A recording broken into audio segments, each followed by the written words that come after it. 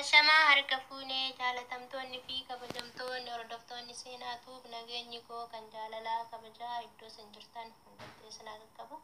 Addallee viidiyoo bareedduu ittiin isin deebee jira. Viidiyoo kana hundi keessanuu itti gammaddanii ni jaalattan jechuudha. Kan suuraa kanarratti argitan kunoo akkamitti akka hojjettee fi maalirraa akka hojjette viidiyoo ittiin ilaaltan jechuudha.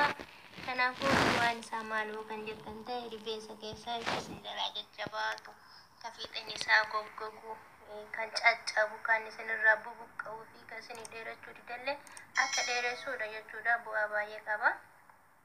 Kanaafiyyuu isa forforillee ni balleessa. Forforiin badus ni deebi'a garuu ni balleessa yeroodhaaf isin itti deddeebitanii fayyadamuu qabdan jechuudha. Kunoo baay'ee lallaafaa akkuma argitan kanattiyyuu baay'ee das nama jedha. Gara viidiyootti isin dabarsa. Akkasuma gara viidiyoo yeroo isin dabarsu warroonni chaanaalii kanaaf haarawaa taatan subscribe, like, comment jalatti nu jajjabeessuu fi share gochuu hin dagatinaa. Afaan turaan gara viidiyootti isin dabarsa. Kunoo gara walitti dandaquutti yeroo geenye jechuudha. Walitti daddabalu avokaadoo isin barbaachisa. Toni killeedha. Killee isin barbaachisa. Muuza isin barbaachisa. Qibaatii baatikaa kana yoo qabaattan isatti dabalatan jechuudha. Waan qabdanirra zayiniti yoo qabaattan ka qabdanirra yoo san hundayyuu qabdan walii yookiin ammattiyyuu zayitoota isa jennu san itti dabaltan jechuudha. Kuni damma maankaa guddaa tokko itti dabaltanii amma walitti daddaballa. Amma kana walitti daddabaluuf deemna. Kan itti fayyadamtan muuza gimmaasha isaa nuusi itti fayyadamtanii avokaadollee nuusi itti fayyadamne maal kadhaan akkanatti keessaa baasattanii nuusi isaatti fayyadamtanii guddaa waan ta'eef jechuudha.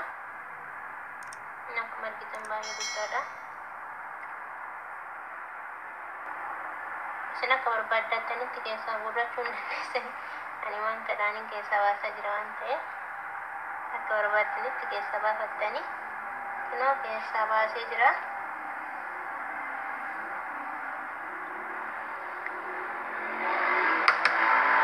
Killee guutuu ishiitti dabaltanii argitan killee guutuu ishiitti dabalatan jechuudha.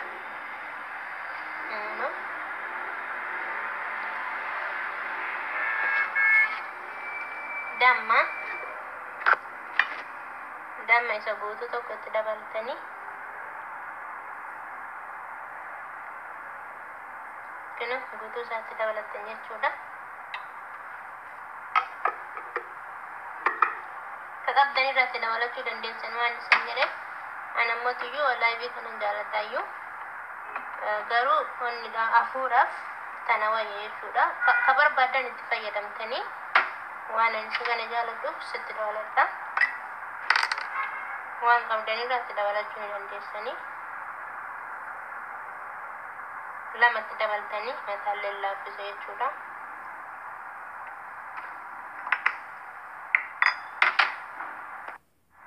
Sambooda erga walitti nannayxanii iddoo miksii ta'u kanatti dabalattanii kana qaba.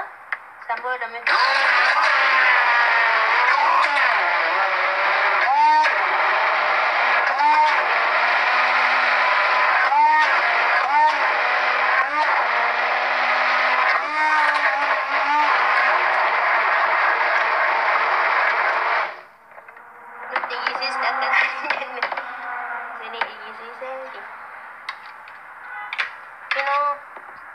baay'ee isaa bareeda.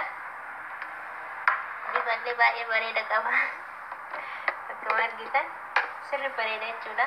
Akkumatti rifeensa keessaniif baay'ee barbaachisaadha. Inni laaffisa, forforii hin balleessa. Akkuma argitan keessa baafattanii saniin booda haga barbaadan bira tursiisuun guyyaa tokko yoo bira tursiistan uummata akka rakkoon qabu galgala dibattanii bultanii ganama yoo dhiqattan uummata akka rakkoon qabu dhugaa rabbi baay'ee isin barbaachisaa. Rifeensa keessan dhugumatti jijjiirama hin argitanii isinii dheeressaa isinii lallaaffisaa isa goggogee addaan bahuu dhiqusan baay'ee diriirsa jechuudha. Kanaafuu itti fayyadama. Avokaadoo namootiyyuu rifeensa illee dheeressuuf gahee qaba. Muuziin akkasuma waa hedduutti dabalee akkuma argitan uummata akka killeen illee akkuma isiniin jedhuyyuu baay'ee dheeressa. mattaadhaaf gaariidha rifeensa namaatiif. Kanaafuu itti fayyadamaatii ilaalaa isin jedha bifattuu baay'ee bareeda. Video biraatiin hanga walitti deebinutti kunoo yoo jaallattan laayik gochuu hin dagatinaa. Akkuma isiniin jedhe jechuudha hagam ofirra tursiisna hagam itti deddeebinee dibanna jettanii koomentii jalatti na gaafachuun keessan waan hin oolleef haga ofirra tursiistan sa'aatii tokko ta'e haga barbaaddan ofirra tursiistan uummata akka rakkoon qabu galgala dibattanii akkuma isiniin jedhe ganama yoo argattan rakkoon qabu garuu ammoo iyyuu torbee keessatti yeroo 2 yeroo 3 itti deddeebitanii ilaaltaniiti jechuudha bu'aan kan argamu.